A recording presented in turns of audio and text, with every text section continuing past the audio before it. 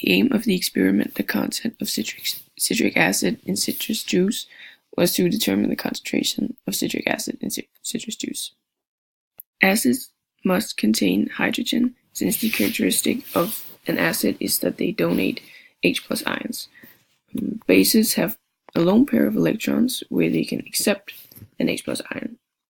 What makes something acidic is the amount of hydroxonium ions, and what makes something alkaline is the amount of hydroxide ions. Acids can be both strong and weak. Strong acids contain a high amount of hydroxonium ions, while a weak acid contains a low amount of hydroxonium ions. Strong bases contain a high amount of hydroxide ions, while a weak base contains a low amount of hydroxide ions. For a weak acid or a base, only some of the acid or base will react, and for strong acids and bases, all of the acid or base will react. Acids and bases have a pH value, and the pH value is defined as pH is equal to minus log of the concentration of hydroxonium ions. So when the amount of hydroxonium ions increase, then the pH value would decrease. The pH value for water is 7, which means that it's neutral, and when something has a pH value above 7, then it's alkaline, and when something has a pH value below 7, then it's acidic. The experiment is a titration with sodium hydroxide and citric acid. When sodium hydroxide reacts with citric acid, or rather it's actually hydroxide ions that react with the citric acid, the reaction actually consists of 3 separate reactions. The first reaction is the citric acid and the hydroxide ion, where the citric acid will donate an H+ ion to the hydroxide ion, and then form water and a new acid, but weaker. In the second reaction, the new acid will react with the hydroxide ion and donate an H+, just like in the first reaction, and again water will be formed alongside the third new reaction, third new acid, and that acid is even weaker than the second one. And in the third and last reaction, the newly formed acid that will also react with hydroxide ions and form water, but now a weak base. And of course, the second reaction can't happen before the first one does, and the third can't happen before the second, but the second reaction can start even though the first one is still going on. The experiment consisted of 3 parts. The first part is as seen on the picture, titration with sodium hydroxide and citric acid, where we added an indicator to the citric acid so that when we reached the end point, there would be a color change.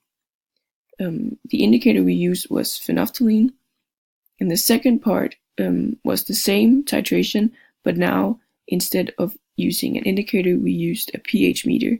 The experiment consisted of 3 parts.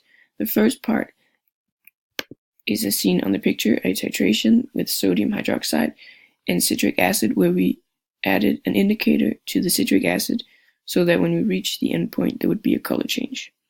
The indicator we used was phenolphthalein, and the second part was the same titration, but now instead of using an indicator, we used a pH meter that was connected to our computer, and that would track the pH throughout the experiment.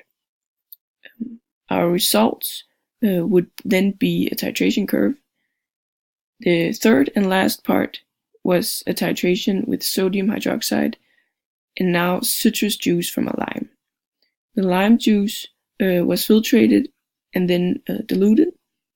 Both the titrations with an indicator and a titration with pH meter was done in the third part. Using the phenolphthalein, our result for the endpoint of citric acid was 19.5 milliliters, and the result for the endpoint of citrus juice was 17.5 milliliters. Because we used an indicator, then we could see the endpoint with our own eyes, and how we could see it was when we were adding this sodium hydroxide drop by drop, there would be one drop that changed the color of the entire solution, and that would be our endpoint.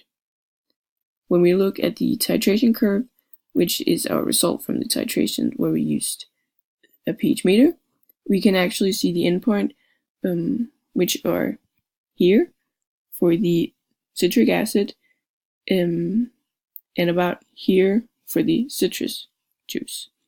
Again, if we look at the titration curve for citric acid, the three reactions that I mentioned earlier can't actually be seen on the curve, but the endpoint is actually when the last reaction happens. So in fact, there is 3 endpoints, but the third endpoint, which is visible on the titration curve, is when there no longer are any acid left. Then we did a bunch of calculations. First, we calculated the amount of hydroxide ions used for every endpoint of citric acid. The first endpoint is found by dividing the volume of hydroxide ions at the third endpoint with the amount of endpoints, which is 3. So the first endpoint happens when there is added about 6.467 milliliters of hydroxide ions. The second endpoint is found by dividing the 19.4 milliliters with 3 and then times it by 2. So the second endpoint happens when there is added about 12.933 milliliters of hydroxide ions. Then we found the points on the titration curve where the pH should be equal to the pKa values of citric acid. The first point is found by dividing the volume for the first endpoint with 2. Then we get the number 3.23 milliliters. So when we look at the titration curve, we can see that the pH value is 3.35 when the volume is 3.23 milliliters, which is also equal to the first pKa. The second point is found by dividing the sum of the volume of the second and the first endpoint, and then again dividing with 2, which gave us a volume. And on the titration curve, we can read that the second pKa is 4.62. And it's the same with the third point. Now it's the sum of the volume of the second and third endpoint divided by 2, and then again we can read the titration curve on the titration curve that the third pKa is 6.16. Now we calculated the concentration of citric acid that was used in the second part. To get this concentration, we first needed the amount of substance of hydroxide ions, which is found by multiplying the concentration of sodium hydroxide with the volume at the endpoint, which then gives us 1.94 millimoles. Now we can calculate the concentration of the hydroxide ions, which is found by dividing the amount of substance with the volume, and then we get the concentration 0.0776 molar. Now that we have the concentration of hydroxide ions, we can find the concentration of citric acid. The ratio between hydroxide the ions and citric acid is 3:1, so therefore the concentration of citric acid must be the concentration of hydroxide ions divided by 3. Then we now have the concentration of citric acid, which is 0.0259 molar.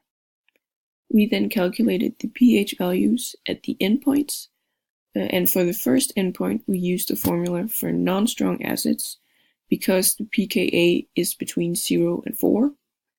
We used Mabel to find the X value, which is also equal to the concentration of hydroxonium ions, and then we found that the pH value at the first endpoint is 2.395.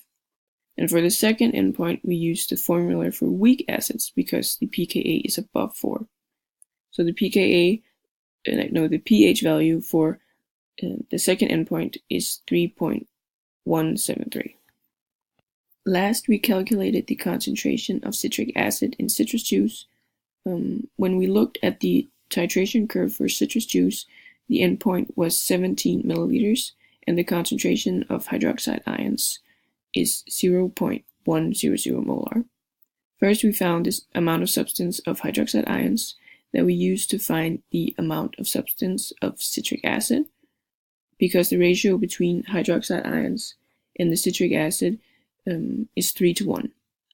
And then we used the amount of substance of citric acid to find the concentration, which is 0.02268 molar. When we look at the two different titration curves, we can see that the two curves are very similar to each other. The pH values at the endpoints are almost equal to each other, but the endpoint happens at different volumes of hydroxide ions, which is because the concentration of the citric acid in citrus juice is smaller than the concentration for citric acid, which means that the endpoint would happen earlier for citrus juice.